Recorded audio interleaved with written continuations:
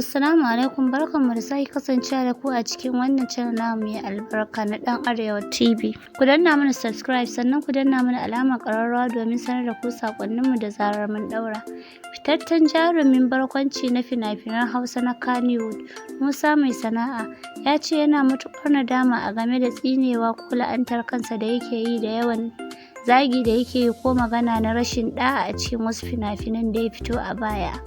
Mai Sana'a ya ce a da ya yi hakan saboda rashin ƙwarewa da gane wasu abubuwa daga cikin harkar fim na Kannywood, amma a hankali sai ya fahimci cewa wannan abu da yake fa ba abu ne mai kyau ba, wanda wasu na mishi dariya, wasu kuma suna zagin shi, wasu kuma suna faɗakar da shi abin da yake yi kuskure ne. Ya ce da farkon fara wasan fina-finai na yi ta yin abubuwa wanda ni a ganina daidai ne, amma daga bisani bayan da wasu mutane suka ja hankalina akan abubuwa musamman zagi ko tsinewa kaina da nake yi, sai na fahimci cewa lallai ya kamata na daina don kuskure ne nake yi.